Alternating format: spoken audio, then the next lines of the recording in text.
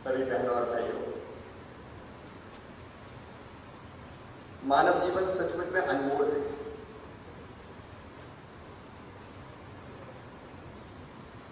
वैद साहब के बारे में कहा गया कि वो अध्यात्म के बड़े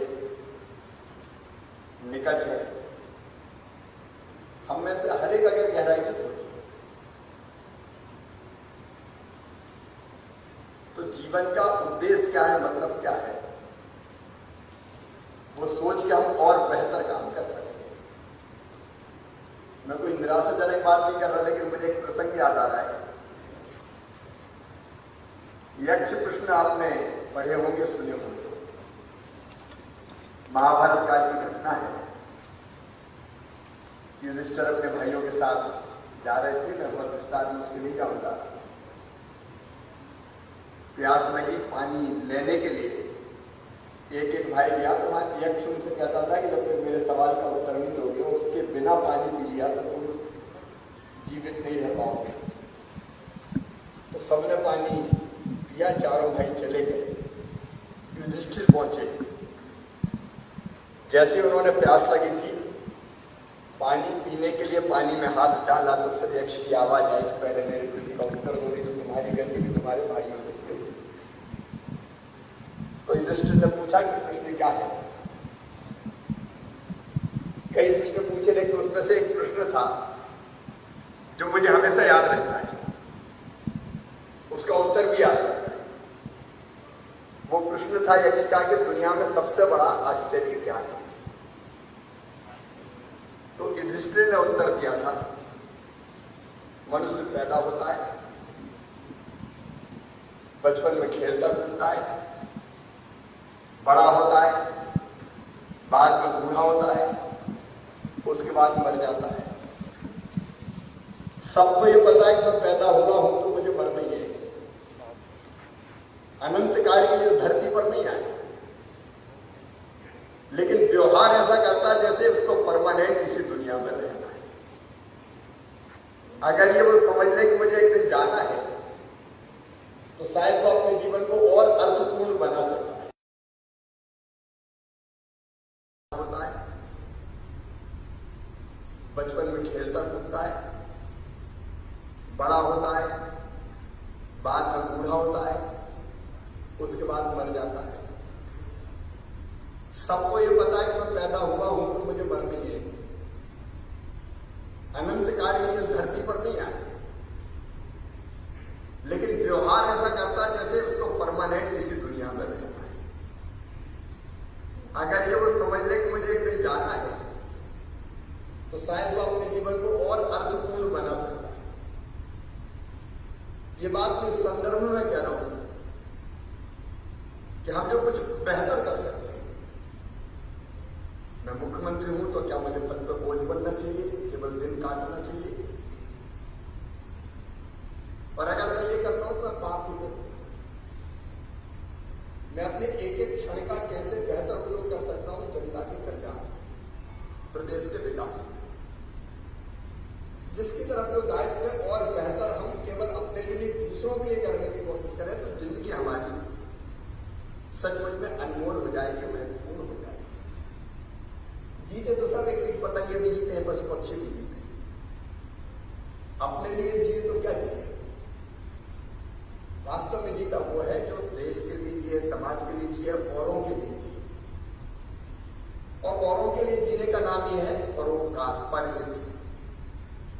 और परहित के बारे में अलग अलग धर्मों में शायद अलग अलग शब्दों के माध्यम से कहा होगा, लेकिन एक ही बात कही गई कि सबसे बड़ा पुण्य क्या है, सबसे बड़ा धर्म क्या है?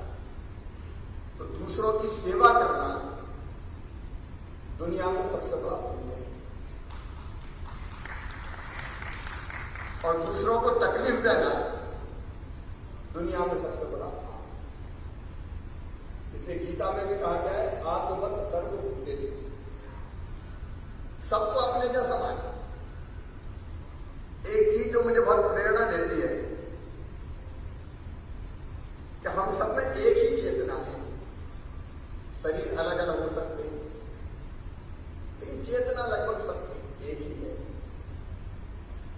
और उसको अलग अलग शब्दों में कहा है लोगों ने कि हर एक आत्मा परमात्मा ही अंश है, बंदे में खुदा का नूर होता है, कुछ भी कह लो, लेकिन उसी का दिया हुआ जीवन है। इस जीवन का बेहतर उपयोग कैसे हो? पर मैं मानता हूं 250 बार जो काम प्रारंभ किए, चाहे वो कैंसर पीड़ितों की सेवा का मामला हो, उनको आर्थिक मदद देने का मामला हो, कोविड काल में घर से भोजन बना के ऐसे परिवार का पेशेंट्स थे उनको भोजन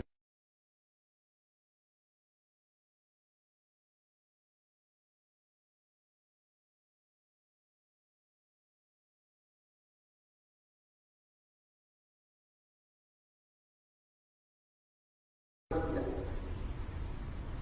उसकी लिंक पर ही अपने उत्पादों का प्रचार प्रसार कर सकेंगी। और सच में इतनी अद्वितीय है उनकी कला। आपने बॉडी पेंटिंग देखी, आपने भी देखी होगी, अलग अलग अपनी चंदेरी साड़ियां, महेश्वरी साड़ियां, बाग प्रिंट, टीकमगढ़ की कला का मामला हो, एक ही अनेक चीजें जो हमारी बहनें बनाती हैं। अगर आइसोबा की वेबसाइट इनके उत्पादों का बेहतर ढंग से मार्केटिंग कर रहे तो इनको बड़ा लाभ होगा। एक प्लेटफॉर्म की वेबसाइट बन जाए, एक नहीं अनेकों प्रकार की गतिविधियां शुरू की जा सकती। देखिए, मेरे जीवन के एक लक्ष्य महिला सशक्तिकरण में, और इसलिए साधना यहां बैठी है। जब मेरी शादी हुई तो मैंने इनसे कहा कि बेटियों की शादी करनी है, और हम दोनों ने मिलकर, जब मैं मुख्यमंत्री नहीं था, मैं विधायक था, उसके बाद सांसद बनने के बाद मेरी शादी, हमने बेटियों का कन्यादान शुरू किया। वसीम साहब को बहुत दिनों की बात देख रहा हूं, मैं बैठे ये कलेक्टर दिन साहब हुआ करते थे। मैं सांसद होते हुए शादियां करता था अपनी धर्मपत्नी के साथ मिलकर, या तो अनाथ बेटियों की या गरीब बेटियों की। और अपने मित्रों के सहयोग से मैं अपने पार्लियामेंट का जो भत्ता होता था, वेतन नहीं, वेतन में खर्च करता था, और जो भत्ता हमको संसद की जो बैठकें होती थी उसके लिए मिलता था, उसको हम बचा के रखते थे बेटियों की शादी के लिए। और कुछ और मित्रों का सहयोग लेके हम दोनों बेटियों की शादी करते थे। ये गहरा कर जाती थी, मैं सस्ती सामान, थोड़ा बर्तन मिल जाते थे, ले लाके हम उत्साह से शादी की, और इतना आनंद मिलता था सचमुच में कि आप कल्पना नहीं कर सकते उन बेटियों का कन्यादान करना। फिर एक बार मेरे पास, जब मैं सांसद था रिक्शा में, रिक्शा में रहते थे हम, किराए पर निकालते, तो 3 बच्चे आए, 2 बेटे थे, 1 बेटी थी। तो कोई लेके आया कि अनाथ हो गए इनके माता पिता ने, आप इनकी कुछ आर्थिक सहायता करें। अब मेरे मन में आया कि अगर मैंने 5-10 हजार रुपये आर्थिक सहायता कर भी दी, करवा भी दी, तो इन बच्चों की जिंदगी कैसे कटेगी? ये तो सड़क पे घूमते रहेंगे।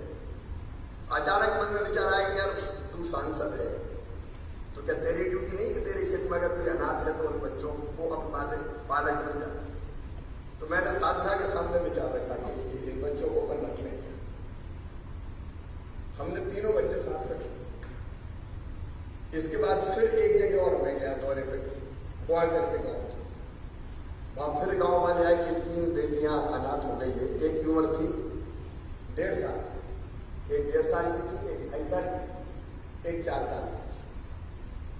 अब मैंने थोड़ा सोचा कि साधना पता नहीं क्या सोचेगी, क्या नहीं सोचेगी।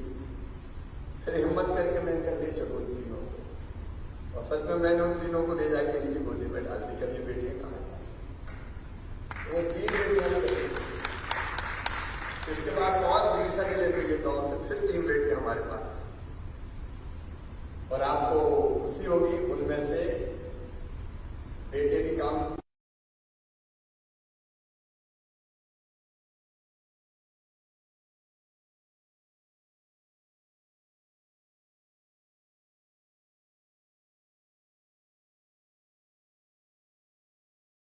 लेकिन अगर एक पहल आप कर रहे हैं और वो जो समर्थ है जो कर सकते हैं, तो आप कितनी जिंदगियां बना सकते हैं। कितने बच्चों का भविष्य संभाल सकते हैं, कितनों को सही दिशा दे सकते हैं। अगर ये बच्चे गलत हाथों में पड़ जाते हैं तो उनकी कितनी दुर्गति होती है, कल्पना आप कर सकते। और इसलिए मैं ये कहना चाहता हूं कि समाज में जो लोग बेहतर कर सकते हैं उनको जरूर करना चाहिए। तो हर एक को भगवान ये सौभाग्य नहीं देता, जो केवल अपनी समस्याओं से जूझ रहे हैं, दान देने के चक्कर में सुबह से लेकर रात हो जाती है, वो शायद अपना काम ना कर सके। लेकिन हम जो कर सकते हैं, हमको बेहतर से बेहतर करने की कोशिश करनी चाहिए। उसी में मानव जीवन की सार्थकता है। और सार्थकता मैं इसलिए कह रहा हूं कि जब मैं मेरे बारे में सोचता हूं तो मुझे लगता है कि अपनी 63वां साल चल रहा है। ज्यादा से ज्यादा कितने जिएंगे? कोई 10 साल में 73 के हो जाएंगे, 15 में 77 के 78 के हो जाएंगे। आदमी कितना जिएगा? और जब 10-15 साल जीना है तो ऐसे जियो कि जमाना ही याद रखे। अगर ये बात सबके दिल दिमाग में बैठ जाए तो वास्तव में हम जमाने का बहुत भला कर सकते हैं। और आयुष्मा ने वो पहल की है, मैं बहुत बधाई देता हूं। सचमुच में मुझे मैंने जो जानकारियां प्राप्त की कि जिले में भी आयुष्मा एक्टिव में कलेक्टर की जो धर्मपत्नी होती है, उनकी टीम होती है, वो काम करती है। सच में बहुत बड़े काम कर सकते हैं, वो हम लोगों को जोड़ सकते हैं, हम सहयोग ले सकते हैं। हम चूंकि प्रभाव रखते हैं इसलिए मदद के कई रास्ते निकाल सकते हैं, और इसलिए हमको जरूर निकालना चाहिए। आयुष बाबा ने ये काम अपने हाथ में किया है और अनेकों प्रकार की गतिविधियां। अब जो पर्सनल टैलेंट भी है वो एक बड़ा विषय है। वो टैलेंट क्यों ना सबके सामने आए, वो टैलेंट सामने भी आना चाहिए, उस टैलेंट का उपयोग भी हमको करना चाहिए। अब हमने एक पहल शुरू की, अंकुर करके का अभियान हाथ में किया, और ये तय किया मैंने कि मैं तो एक पेड़ रोज लगाऊंगा। अब मैं सच में जब पेड़ लगाता हूं तो मैं केवल पेड़ नहीं लगाता, मुझे लगता है कि मैं जिंदगी लगा रहा हूं, ऑक्सीजन प्लांट लगा। एक भाव अलग तरह का हो जाता है और पेड़ में एक जिंदगी दिखाई देती है, और जिंदगी ऐसी जो दूसरों को जीवन देती है ऑक्सीजन के रूप। अब पहल छोटी है, एक पेड़ रोज लगाना। लेकिन रोज लगाना मतलब साधना भी है एक तरह से, रोज कहीं भी जाना उसके पहले पेड़ लगाना, लेकिन उसका आनंद आता है। फिर हमने अंकुर अभियान मुख्य सचिव साहब बैठे, हम लोगों ने लॉन्च किया और तय किया कि आप पेड़ लगाइए और आपका फोटो अपलोड कीजिए, पेड़ लगाना। और वो पेड़ अगर बचेगा, सुरक्षित रहेगा, तो निश्चित समय के बाद फिर फोटो अपलोड कीजिए, और बाद में फिर उनमें से चिन्हित लोगों को हम पुरस्कृत करने का काम भी करें। ये पहल छोटी नहीं थी, लेकिन देखते देखते हजारों लोग इस पहल से जुड़ गए, पेड़ लगने लगे। धीरे धीरे पेड़ लगाना ये माना जाने लगा कि एक महत्वपूर्ण काम है। अगर लगाते हैं तो हम जमाने के लिए बहुत महत्वपूर्ण काम करते हैं।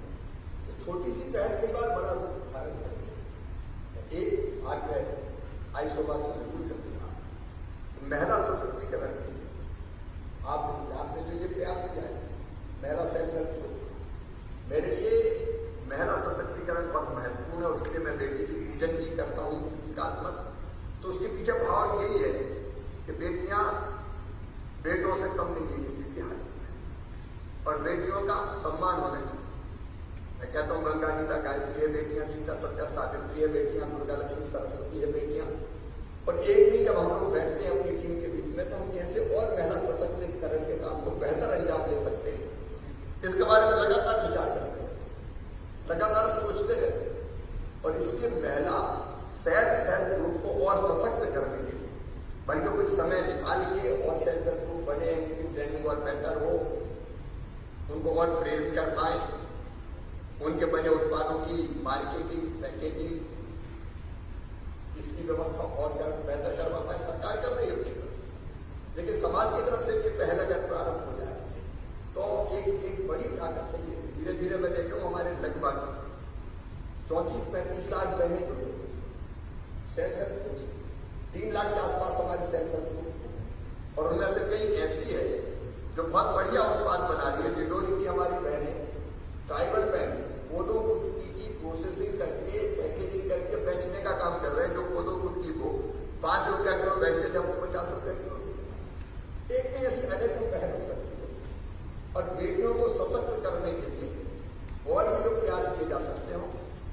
स्वयं समझदार हैं, टैलेंट है, आपको क्षमता है, प्रतिभा है, उसका उपयोग करते हुए आइसोबा इस काम को बढ़ाए। मैं विस्तार मैगजीन का भी आज यहाँ आपने देखा विमोचन हुआ है। ये आपके काम को और विस्तार, सीमाओं को और बड़ा करें और इस काम के माध्यम से हम लोगों की मदद कर पाए, सेवा कर पाए, उनको सशक्त बना पाए। और सेवा भी इस भाव से नहीं कि हम किसी की मदद कर रहे हैं अहंकार सबसे, बल्कि अपना कर्तव्य पूरा करके उनको भी सशक्त बना रहे हैं। तुलसीदास जी का धर्म में भाई पर पीड़ा सब नहीं अनपाई, इससे बड़ा पुण्य कोई नहीं है। मैं इस अच्छे काम के लिए आइसोबा को बहुत बहुत बधाई देता हूँ, शुभकामनाएं देता हूँ और यही अपील आग्रह भी करता हूँ, भगवान से प्रार्थना करता हूँ कि आपका संगठन जिलों जिलों में और काम करते हुए ऐसे लोगों की बेहतर सेवा करके एक उच्च आदर्श की स्थापना कर पाए। बहुत बहुत धन्यवाद।